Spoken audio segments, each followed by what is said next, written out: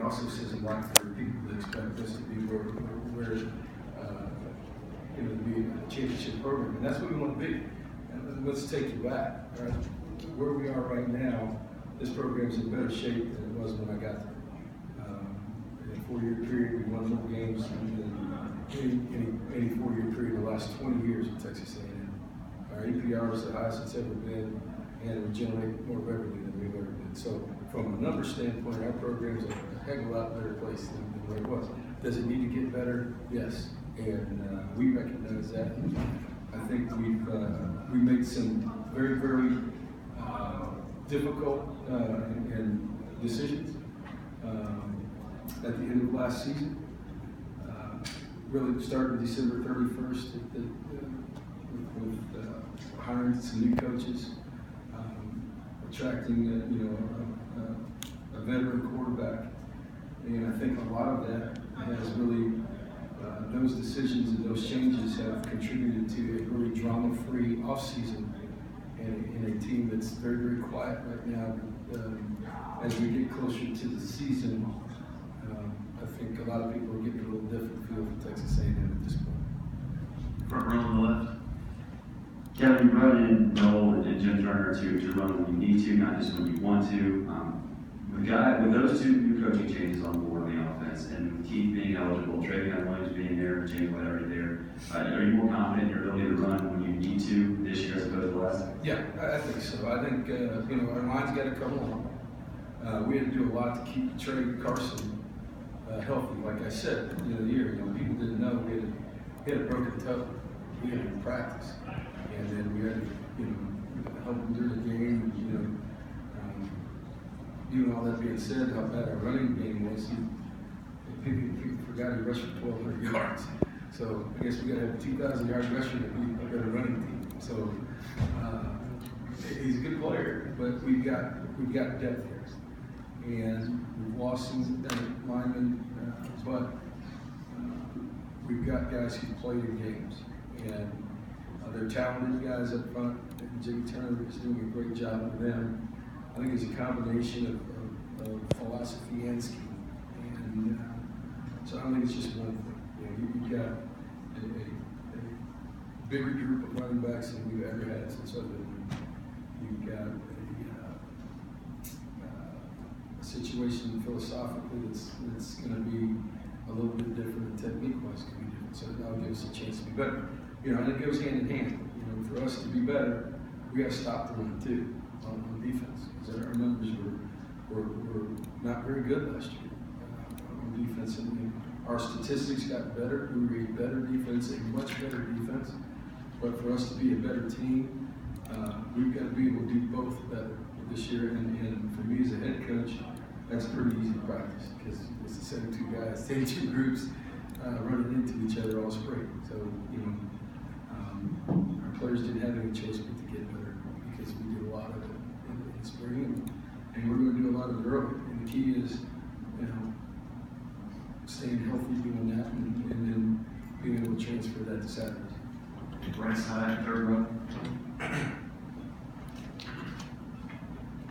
Kevin, you mentioned last year that while you love being the draft on Thursday night and see guys going in, you want to be able to stick around Friday and Saturday. Still have been able to do guys, though. Yeah. I know you're not a draft crew. Are you there yet? Guys you got out, you think that'll be the case in the next couple of years? Well, we had a guy drafted with the very last pick of the first round. So he wasn't even confident he was going to be there because he wasn't even there. I was there and he wasn't. That's where we are as a program. Yeah, it's kind of funny. Everybody talks about all the talent we've had. All right. Over the last 3 or 4 years, there's been a lot of teams that have more. Arkansas, all kinds of people have more guys drafted than we had. We've had a couple first rounders. The Mike Evans, Johnny year. You've got a couple 3 guys. And Joe first year. But beyond that, we haven't had the 3rd and 4th rounds. We had a guy, Brandon Williams, who we moved from running back to corner, all right? And not during the spring, but during the fall, played the season and become a 3rd round pick. Okay? But he was that kind of an athlete as a transfer player from Oklahoma and played as a freshman there. That we need more of those guys in our program. So you know, what I see is, yeah, we still want to be there on that first night, but it would be very, very nice to have second, third day guys. And I think what you're seeing out of this team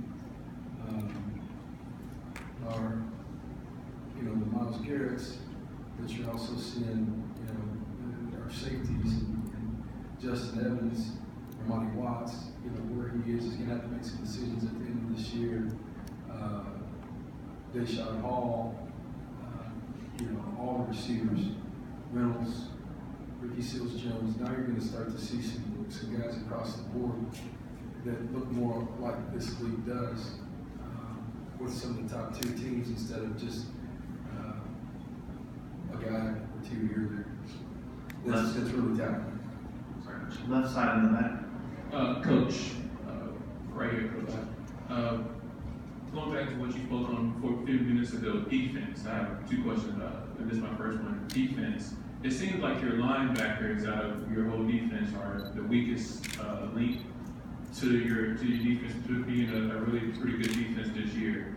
Can you relate about that, or see how can you get those to be better? Like I think Is that a question? It's a question. So how can you get those? Statement to me. Well, it could be both if that's what you wanted. But how can they be better in the areas of tackling and things like that? Practice. All right. Second question. The drama, obviously, the subtweeting incident, is that not considered drama, or is that just something that just happened? I think I addressed that a little bit earlier.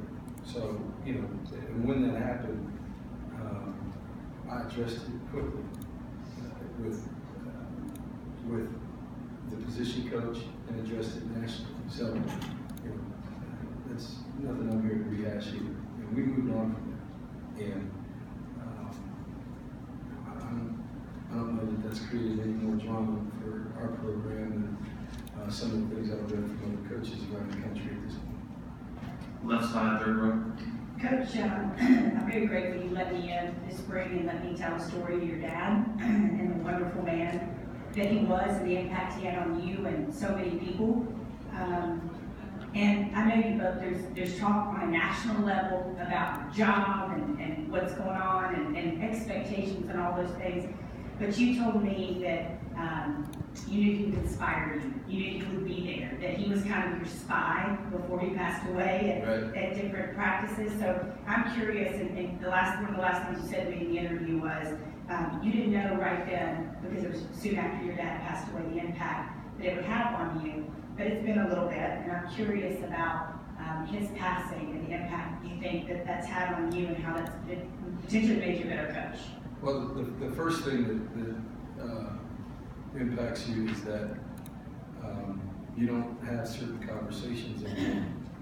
And like for instance, I can't leave here, immediately get in the car and tell them what a horrible time I had for the last 4 hours. So I'm just throwing that out there because I think it's listening. But you know, those conversations that you have that are private, but that are real and that are honest and sometimes critical of you, because that's your dad, and whether you like it or not, you know that he cares. That's the hard part you've got to move on from. So, you know, it'll be real interesting to see, you know, as he slowed down, he was able to get the less and less games, so it kind of eased me off of it, but we'll see where that is. I think the biggest deal is that, you know, those conversations, whether you wanted to hear them or not, which I don't think you would tell me, and I know you don't want to hear this, and here it came. So